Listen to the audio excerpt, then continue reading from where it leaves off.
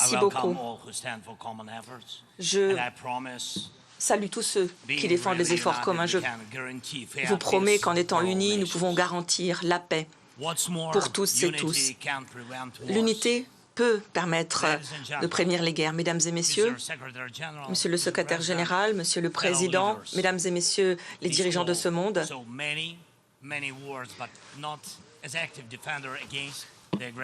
nous devons nous défendre contre les agressions. Dans bien des cas, la peur de la guerre,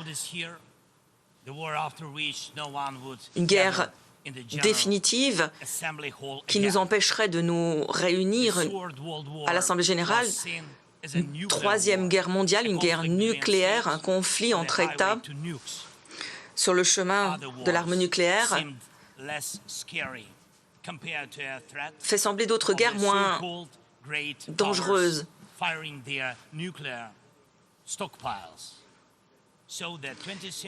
Le XXe siècle a montré au monde qu'il fallait s'abstenir d'employer des armes de destruction massive, de ne pas les déployer, ne pas en assurer la prolifération, ne pas menacer de les utiliser, ne pas les tester, mais promouvoir un désarmement nucléaire complet. Franchement, la stratégie était bonne, mais elle ne devrait pas être la seule pour protéger le monde de cette guerre finale. L'Ukraine a renoncé à son troisième arsenal nucléaire le plus important. Le monde a décidé de confier à la Russie un rôle de garant, et pourtant, c'est la Russie qui a le plus foulé au pied le désarmement nucléaire dès les années 90. La Russie continue de le faire. Les terroristes n'ont pas le droit de détenir des armes nucléaires. Ils n'ont aucun droit de les détenir. Mais ces armes nucléaires ne sont pas ce qui nous fait le plus peur. La destruction de masse s'accélère. L'agresseur utilise comme arme bien d'autres choses, non seulement contre notre pays, mais contre vos pays aussi. Mesdames et messieurs les dirigeants de ce monde, nombre de conventions visent à contrôler, limiter les armements. Mais l'utilisation d'autres choses en tant qu'arme n'est pas limitée. Je vous donnerai un exemple. Les denrées alimentaires. Depuis le début de cette guerre, les ports ukrainiens dans la mer Noire, mer d'Azov, sont bloqués par la Russie. À ce jour, nos ports sur le Danube restent la cible des missiles et des drones. La Russie utilise comme arme les denrées alimentaires et la pénurie sur les marchés mondiaux en échange d'une reconnaissance de certains des territoires sur lesquels elle a fait main basse. Elle utilise le prix des denrées alimentaires comme arme. Les conséquences se feront sentir partout, depuis l'Afrique jusqu'à l'Asie du Sud-Est. Et je tiens à remercier les dirigeants qui ont appuyé l'initiative céréalière de la mer Noire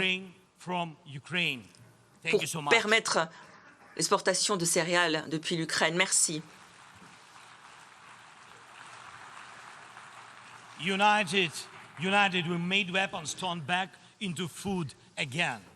Nous devons éviter que ces denrées alimentaires soient utilisées comme armes. Les denrées alimentaires ukrainiennes doivent pouvoir accéder au marché pour l'Algérie, l'Espagne, l'Indonésie, la Chine.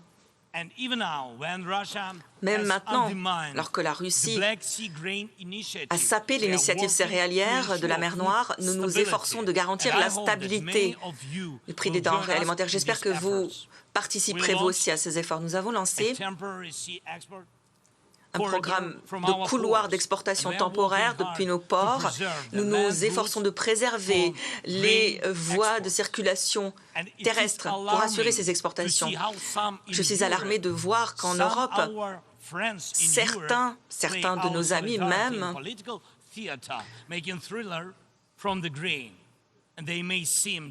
semblent suivre leurs propres règles, semble-t-il, mais en fait, ils font le jeu de Moscou.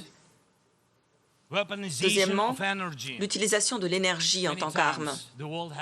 Bien souvent, le monde a été témoin de ce que fait la Russie, utilisant l'énergie, le pétrole, le gaz comme arme pour affaiblir les dirigeants d'autres pays lorsqu'ils sont allés sur la place rouge. Cette menace est plus grande aujourd'hui encore. La Russie utilise l'énergie nucléaire comme arme. Elle diffuse ces technologies nucléaires et elle transforme les centrales nucléaires d'autres pays en des bombes sales. Regardez ce que la Russie a fait à la centrale de Zaporijia. L'a pilonnée, l'a occupée et elle menace aujourd'hui de fuite de radiation. Si l'on veut réduire l'arme nucléaire alors que la Russie utilise les centrales nucléaires comme arme, comment faire? La question fait peur. L'architecture sécuritaire mondiale n'offre aucune réponse, aucune protection contre cette menace traître de rayonnement. Comment faire en sorte que ceux qui font ce type de chantage rendent des comptes? Prenons aussi les enfants. Des enfants. Malheureusement, divers groupes terroristes enlèvent les enfants pour exercer des pressions sur leurs familles, sur les sociétés. Mais jamais par le passé, ces pratiques n'étaient devenues des pratiques gouvernementales, jamais jusqu'à présent. Mais nous connaissons les dizaines de milliers d'enfants, nous connaissons leurs noms, nous savons que des centaines de milliers ont été enlevés par la Russie dans les territoires occupés de l'Ukraine. Ils ont ensuite été déportés. La Cour pénale internationale a délivré un mandat d'arrêt pour Poutine du fait de ces crimes. Nous essayons d'obtenir le retour de ces enfants chez eux, mais le temps presse, le temps s'écoule. Que va-t-il advenir de ces enfants? Ces enfants, en Russie, on leur apprend à haïr l'Ukraine. L'on brise les liens avec leur famille. Il s'agit là d'un génocide. Lorsque la haine est utilisée comme instrument, comme arme contre une nation, on ne s'arrête pas là. Chaque décennie, la Russie se lance dans une nouvelle guerre. La Moldova, la Géorgie demeurent en partie occupées. La Syrie a été transformée en champ de ruines par la Russie. Et si ce n'est pas la Russie, les armes, si ce n'était pas avec l'aide de la Russie, jamais la Syrie aurait utilisé des armes chimiques. La Russie a, pour ainsi dire, envahit le Bélarus, elle menace aussi le Kazakhstan, d'autres États baltes. L'objectif de la guerre contre l'Ukraine est de détruire nos terres, nos peuples, nos ressources et de les transformer en armes contre l'ordre international fondé sur les règles, contre vous. Nombre de sièges dans cette salle de l'Assemblée générale pourraient bien être vides si la Russie atteignait ses objectifs au travers de cette agression, de ces actes de traîtrise. Mesdames et messieurs, l'agresseur sème le chaos, réduit à l'état de ruine sans même recourir à l'arme nucléaire. Des villes, des villages d'Ukraine ont été rasés par l'artillerie russe, réduits à néant, purement et simplement. Nous voyons les drones attaquer. Nous connaissons les effets de la propagation de la guerre dans le cyberespace. L'intelligence artificielle pourrait être entraînée à combattre plutôt qu'à aider l'humanité. Grâce à Dieu, l'on n'a pas encore réussi à utiliser le climat comme arme. Bien que l'humanité n'atteint pas encore ses objectifs en matière de changement climatique, les événements météorologiques extrêmes vont continuer d'affecter la vie des populations. Certains États vont utiliser les effets du changement climatique.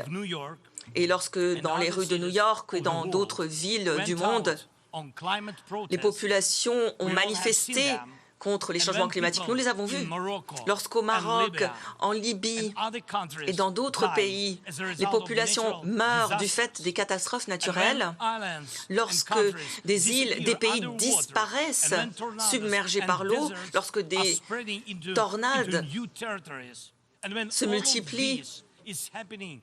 Tout cela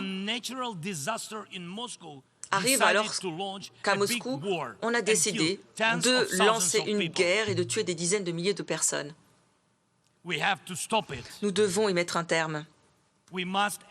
Nous devons agir à l'unisson pour vaincre l'agresseur et concentrer toutes nos capacités, toute notre énergie sur la lutte contre ces défis. Les armes nucléaires doivent être contenues, tout comme les agresseurs. Chaque guerre aujourd'hui peut être la dernière. Nous avons besoin de faire preuve d'unité pour que nous soyons épargnés par de nouvelles agressions, Les grands pouvoirs doivent agir pour nous préserver de la guerre et assurer la paix aux nations. L'année dernière, j'ai présenté l'ébauche d'une formule de paix ukrainienne à l'Assemblée générale des Nations unies. En Indonésie, j'ai présenté cette formule dans son intégralité. Et au cours de l'année écoulée, cette formule de paix est devenue la base de l'architecture sécuritaire nouvelle génération que nous souhaitons. Nous pouvons redonner vie à la Charte des Nations unies, garantir l'ordre mondial fondé sur les règles. Une réunion extraordinaire du Conseil de sécurité va avoir lieu à laquelle je présenterai cette formule. Il ne s'agit pas simplement de l'Ukraine. Plus de 140 États et organisations internationales ont soutenu la formule de paix ukrainienne en tout ou partie. La formule de paix ukrainienne devient mondiale. Elle offre des solutions, des mesures de nature à éviter que l'on utilise comme arme, en Russie ou ailleurs, tout ce dont j'ai parlé. Pour la première fois de l'histoire moderne, nous avons vraiment une occasion de mettre un terme à cette agression. Chaque nation a ici l'occasion de faire en sorte qu'une agression, si elle devait avoir lieu contre vos pays, Dieu nous en préserve, puisse prendre fin, que vous n'ayez pas à vous soumettre à des pressions militaires ou autres. Votre territoire, votre souveraineté devront et devraient être respectés. Nous avons lancé, avec des conseils nationaux en sécurité, les représentants diplomatiques, des pourparlers importants, des consultations à Hiroshima, à Copenhague, à Jeddah, sur l'application de la formule de paix. Nous sommes en train de préparer un sommet mondial sur la paix. Je vous invite toutes et tous, vous qui ne tolérez pas l'agression, je vous invite à préparer ensemble ce sommet et à y prendre part. Je sais que des accords sont en train d'essayer d'être négociés, des accords indignes de ce nom. Demandez à Prigojine si Poutine respecte ses promesses. Faisons preuve d'unité. Alors que la Russie pousse le monde vers la guerre finale, l'Ukraine fait tout son possible pour qu'après l'agression de la Russie, plus personne dans le monde n'ose attaquer aucune nation que ce soit. Nous devons limiter ces actes, sanctionner les crimes de guerre. Les personnes déportées doivent rentrer chez elles. L'occupant doit rentrer chez lui. Nous devons être unis pour atteindre ces objectifs. Et nous le ferons. Slava Ukraine.